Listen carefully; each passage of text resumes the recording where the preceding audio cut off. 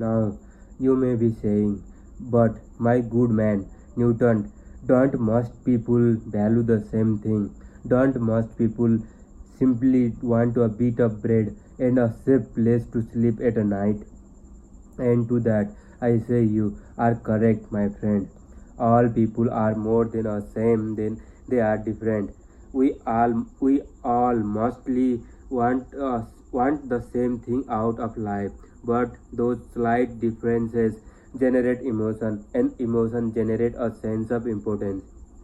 Therefore, we come to perceive our difference as a disproportionate, disproportionate, more important than our similarities. And this is the truly tragedy of man, that we are doomed to perpetual conflict over the slight difference. This theory of emotional gravity, the coherence and attraction of like values, explain the history of people. Different parts of the world have different geographical factors. One region may be hard and rugged and well defined from the invader. Its people would then naturally value the nat-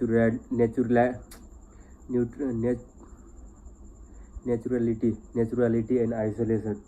This would then become their group identity. Another region may overflow with the food and wine, and its people would come to value hospitality, festivals, and family. These two would become their identity. Another region may be arid and a difficult place to live, but with wide open vistas connecting to it to many distant land, its people would come to value authority, strong military leadership, and absolute dominion. This too is their identity. And just as the individual protects her identity through belief, realization, and biases, communities, tribe, and uh, nation protect their identity the same way. These cultures eventually solidify themselves into a nation, which then expand, bringing more and more people into an umbrella of their value system. Eventually, this nation Eventually, this nation will bump up against each other, and contradictory value will collide. Most people do not value themselves above their culture and the group value. Therefore, many people are willing to die for their highest value, for their family, their loved one, their nation, their God, and because of their willingness to die for their values, this collision of culture will inevitably result in a war. War is but a terrestrial test of hope. The country or people who have adopted value that maximize the resources and hopes of its people, the best will inevitably become the victor. The more a nation conquer neighboring people, the more the people of that conquering nation come to feel that they deserve to dominate their fellow men, and the more they will see their nation's value as the true guiding light of humanity. The supremacy of those winning value their lives own, and the values are written up and launched in our histories and go on to be retold in stories passed down to give a future generation hope.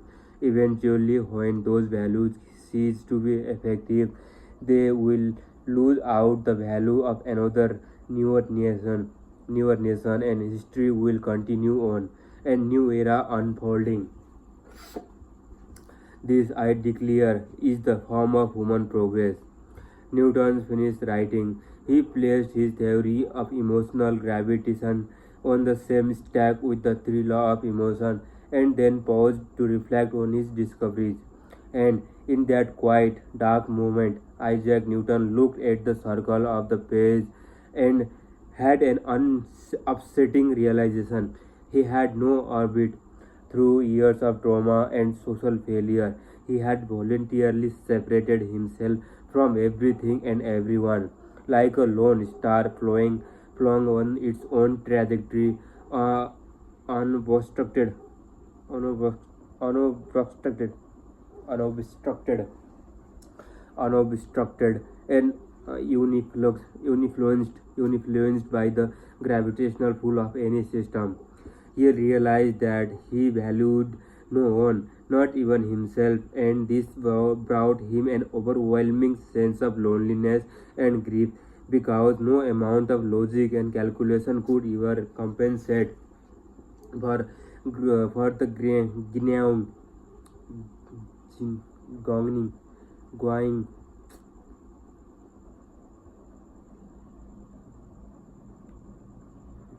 gnawing, gnawing desperation of his failing brain, never ending struggle to find hope in this world.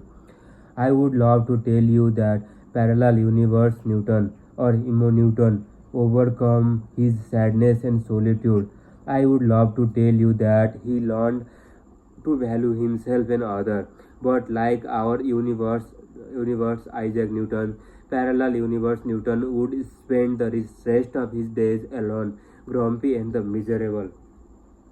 The question both Newtons answered that summer of 1616 had perplexed philosopher and the scientist for generations.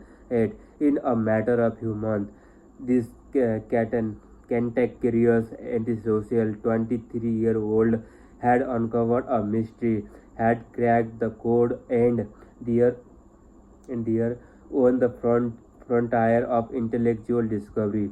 He tossed his finding aside to the musty and forgotten corner of the cramped study in the remote backward village days right north of London.